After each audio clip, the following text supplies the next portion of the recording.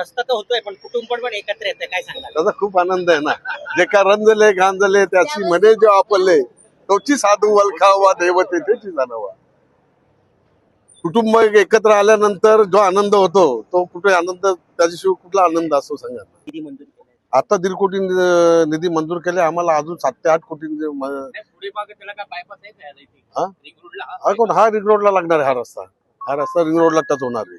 आणि आता डॉक्टर साहेब देतील ना आम्हाला निधी, तेवढा भरोसा आहे आम्हाला त्यांच्यावर. एक समाधान भेटतं.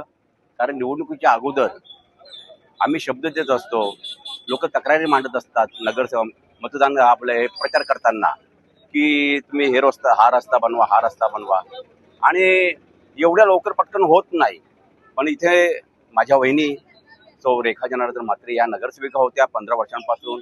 त्यांचा सततचा पाठपुरावा होता. जसजशी इथे पब्लिक वाढत गेली, इमारती वाढत गेल्या, तसतशी या रस्त्यासाठी चांगली मागणी व्हायला लागली. आणि त्याच अनुषंगाने आज इथे आम्ही तो पाठपुरावा कामी आला. आणि म्हणून मी श्रीकांत शिंदे साहेब यांना पण धन्यवाद देऊ इच्छितो, किंवा आमदार साहेब आपले राजेश मोरे यांना धन्यवाद देऊ इच्छितो की कुठेही त्यांनी म्हणजे आम्हाला आडकाठी आणली नाही की आता निवडणुका झाल्या थोडं थांबा. नाही, 3-4 महिन्यातच आम्ही हे दाखवू शकलो लोकांना.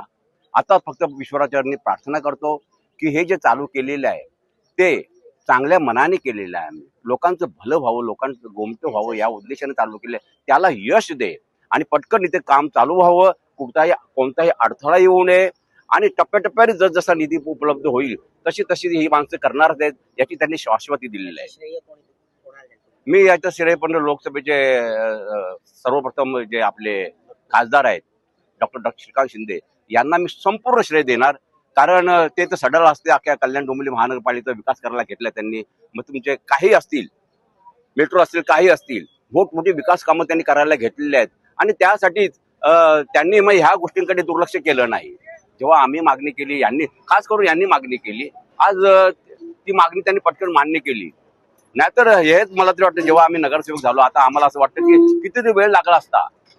पण नाही, मग तुम्ही आंदोलन करा, काही करा, पण नाही, पण पूर्वी केलेला आहे. आणि त्यांचा स्वभाव जो आहे तो विकासाचा स्वभाव आहे. आणि त्या अनुषंगाने आज इथे आम्ही आनंद घेतोय. थोडा राजकीय प्रश्न आहे. बोला ना. दोघही बंधू हे वेगवेगळ्या पक्षातून लढत होते, आता दोघे एकत्र येतात, कसं वाटतंय? खूप आनंद वाटतो. काय म्हणतात, भाऊ एकत्र आल्याने हे बघा, पाण्यावर जर काठी मारली, माझे वडील म्हणायचे, पाण्यावर जर काठी मारली तर पाणी थोड्या वेळ पुरता फक्त दूर जातो, परत तो एकत्र येतो. आज त्याच वडिलांचे शब्द मला माझ्या कानावर ऐकायला येतात. कारण वडील बोलायचे, पाण्यावर फटका मारला काठीने तर पाणी 2 सेकंदापुरता बाहेर जातो रे, पण परत पाणी एकत्र येतं.